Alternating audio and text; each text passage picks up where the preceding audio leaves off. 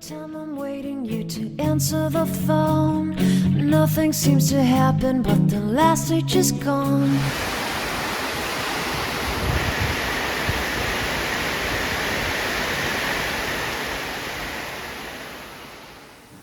Hi, hello everyone. Welcome back to my channel. Adom yung ngasi video today is a daily life vlog video. Adom nong tawa matam oy bani na ngasi su ayuk se nong tawa numit oy ado aigi fresh up ka tawga da ba kho ka da ba loi loi matung da aigi phamungi mongpak pidak se ai sindok pane.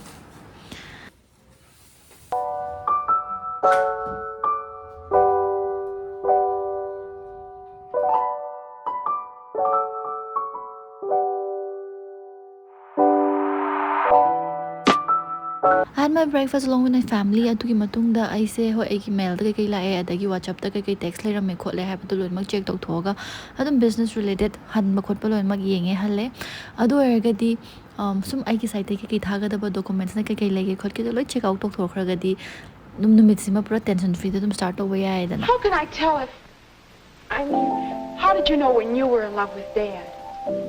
Oh, I've been in love several times before. I got so I could recognize timing it. same chat pagi matam yorabani na ai lotion na batawrage aduga ngasi ge video sigi partnership se the Derma Co brand dagi oi doini aduga dum akhoi uring mai gi uring adagi uring gi dak phaningai gi da focus tawe. First, I'm going to use the Derma Co salicylamide anti-acne face wash. Sigi the 2% salicylic acid amadi 2% niacinamide yawe. Sigi face wash season arakana khoi gi mai mare kumba yam ka ba da uring gumba pit pa thokpa gumba myam do adum phaiye. Texture gi haragadi sigi face wash chiri chiri nan bi face wash to oye dum nungai ba face wash oye aduga mai amadi ngak da pura massage toraga dum ta thokpiyo hoi aduga mai ta ba loi kan da khoi gi krak kang bi do adu so oi da bane.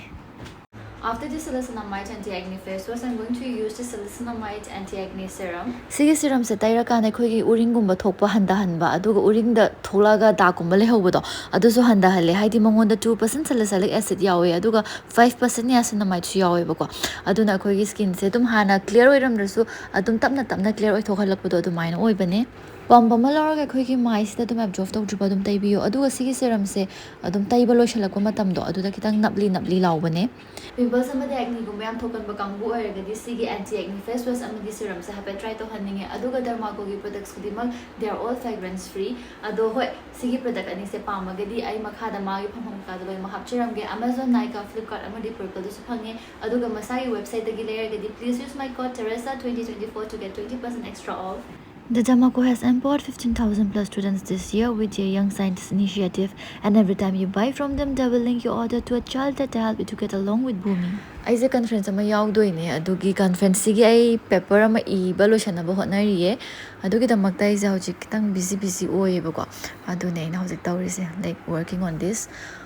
Ado hoi I see guys I shana self ta kai ka khara same gat pa ikhat pa khot pa khar torni and after that I'm going to meet my guide I sir na ngon the tool kai ka khara season na ba ai data analyze tong ngai gi tool gumba do SPSS gumba tak pi ba ko season na ba do adu gi sir gi manak ta sung hag ram chat toin.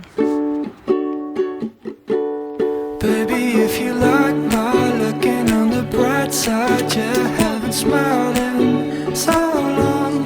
Just a simple action leads to our attraction, lifts me up from being so low. And I don't know, oh baby, where to ride, should go slow. Let's just live our best life, you and I got all night, kissing on the moonlight with you. Nungdin ge tum like paning da bi kho da bi taw do adu matam oi bagi ai je dum stop watch ama thamaga camera mamang da tawraga ai je pung kyamuk pa ge na yengaga dum yum 100 bak 3:15 3:30 sa yum 100 ne buko adu ge adu marak se ai je hapet paraga leibane timer thamaga adu yeng se kyam kuina pa ge ha badu Coming down, I'm never forgetting what I felt with you. When I hold you so close, you're the one I want most. Look into my eyes, yeah, it's true. And I don't know, oh baby, where to ride, should go slow. Let's just live our best life, you and I got all night, kissing on the moonlight with you. And I don't know, oh baby, where to ride, should go slow. Let's just live our best life.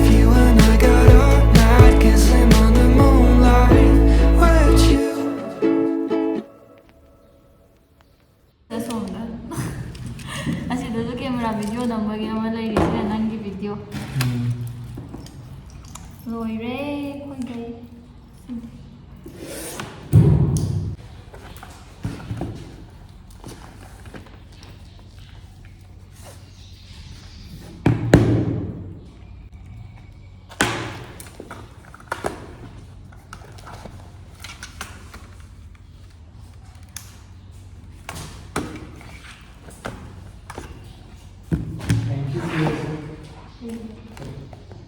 와이요 와이요 야, 와이요 야이 떼깐 떼칼라칸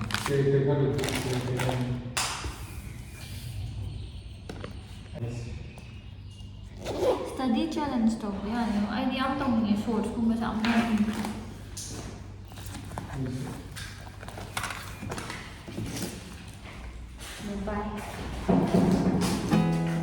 there's not much to do when all I can is thinking about you.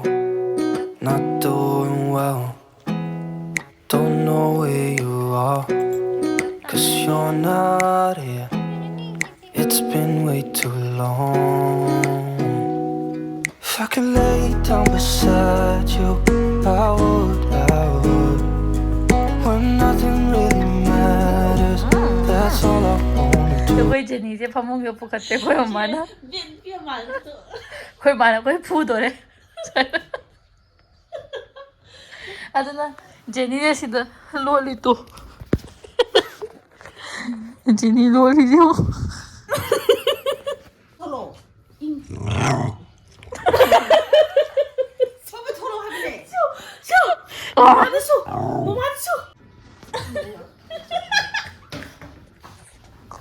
ꯉꯁꯤꯒꯤ ꯃꯊꯦꯜꯁꯦ ꯉꯥ ꯑꯣꯏꯌꯦ ꯑꯗꯨꯒ ꯉꯥ ꯑꯗꯨꯝ ꯍꯩ ꯇꯥꯎꯕ ꯑꯗꯒꯤ ꯃꯆꯥ ꯃꯆꯥ ꯇꯥꯎꯕ ꯈꯣꯠꯄ ꯊꯣꯡꯕ ꯈꯣꯠꯄ ꯂꯣꯏ ꯁꯨꯔꯦ ꯑꯗꯣ ꯍꯥꯏꯗꯤ ꯕꯕꯥꯒꯤ ꯐ꯭ꯔꯦꯟడ్ꯁ ꯂꯥꯛꯄꯅꯦꯕꯀꯣ ꯑꯗꯨꯒꯤ ꯃꯈꯣꯏ ꯃꯌꯥꯝ ꯂꯥꯛꯄꯒꯤ ꯅꯍꯥꯟ ꯀꯨꯏꯅ ꯎꯅꯗꯕ ꯃꯌꯥꯝ ꯂꯥꯛꯄꯒꯤ ꯑꯗꯣ ꯉꯁꯤꯗꯤ ꯍꯤꯟꯖꯥꯡꯁꯦ ꯁꯨꯃꯥꯏꯅ ꯇꯧꯕꯅꯦ ꯑꯗꯨꯒ ꯁꯂꯥꯗꯁꯦ ꯁꯦꯝꯗꯣꯏꯅꯦ ꯁꯂꯥꯗ ꯄꯨꯟꯅ ꯁꯦꯝꯃꯤꯟꯅꯁꯦ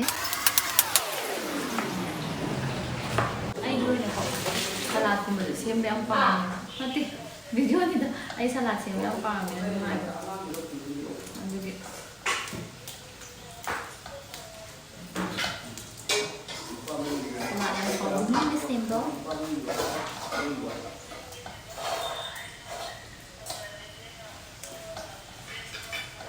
ꯑꯗꯣ ꯍꯣꯏ ꯁꯨꯃꯥꯏꯅ ꯇꯧꯔꯒ ꯑꯩꯈꯣꯏꯗꯤ ꯆꯥꯛ ꯀꯩꯀꯥ ꯆꯥꯔꯅꯤ ꯑꯗꯩ ꯕꯕꯥ ꯌꯥꯝ ꯃꯥꯟꯕꯈꯩꯁꯨ ꯂꯣꯏꯅꯃꯛ ꯂꯥꯛꯑꯦ ꯑꯩꯈꯣꯏ ꯃꯈꯣꯏꯗꯩꯁꯨ ꯆꯥꯛ ꯆꯥꯕ ꯈꯣꯠꯄ ꯇꯧꯕꯅꯤꯅ ꯑꯗꯨꯒꯤ ꯃꯈꯥ ꯇꯥꯕ ꯑꯗꯨꯝ ꯇꯧꯔꯅꯤ ꯑꯗꯣ ꯉꯁꯤꯗꯤ ꯚꯤꯗꯤꯑꯣꯁꯦ ꯁꯔ ꯂꯣꯏꯁꯤꯟꯖꯔꯒꯦ ꯌꯦꯡꯕꯤꯕꯒꯤꯗꯃꯛꯇ ꯊꯦꯡꯛ ꯌꯨ ꯚꯦꯔꯤ ꯃꯆ ꯑꯗꯨꯒ ꯍꯣꯏ ꯁꯂꯥꯗꯁꯦ ꯑꯩ ꯕꯦꯇ꯭ꯔꯤ ꯌꯥꯎꯗ꯭ꯔꯤꯕ ꯇꯁꯦꯡꯅ ꯍꯥꯏꯔꯒꯗꯤ ꯐꯣꯟꯒꯤ ꯃꯊꯛꯇ ꯆꯠꯂꯒ ꯑꯃꯨꯛ ꯆꯥꯔꯖ ꯇꯧꯕꯗꯣ ꯑꯗꯨꯗꯨꯅꯤ ꯑꯗꯨꯒ ꯍꯥꯏꯗꯤ ꯆꯥꯛꯁꯪ ꯂꯩ ꯊꯣꯛꯄꯗꯣ ꯅꯨꯡꯉꯥꯏꯇꯦꯕ ꯊꯕꯛꯁꯨ ꯂꯣꯏꯁꯤꯜꯂꯝꯃ ꯊꯣꯛꯄꯗꯨꯅ ꯐꯩꯗꯅ 6% ꯈꯛ ꯉꯥꯏꯔꯕꯅꯦ ꯑꯗꯨꯒꯤ ꯂꯣꯏꯁꯤꯜꯂꯒꯦ ꯇꯧꯕꯅꯦ ꯃꯊꯪ ꯐꯖꯅ ꯁꯂꯥꯗ ꯁꯦꯝꯕꯗꯣ ꯍꯥꯞꯄꯛꯑꯒꯦ ꯉꯁꯤꯒꯤꯗꯤ ꯑꯩ ꯁꯦꯝꯅ ꯑꯗꯨꯝ ꯚꯤꯗꯤꯑꯣꯁꯦ ꯍꯣꯏ ꯁꯤ ꯄꯥꯏꯕ ꯅꯨꯡꯉꯥꯏꯒꯦ ꯁꯦꯝꯅ ꯑꯗꯨꯝ ꯚꯤꯗꯤꯑꯣꯁꯦ ꯂꯣꯏꯁꯤꯜꯂꯒꯦ ꯉꯁꯤꯒꯤꯗꯤ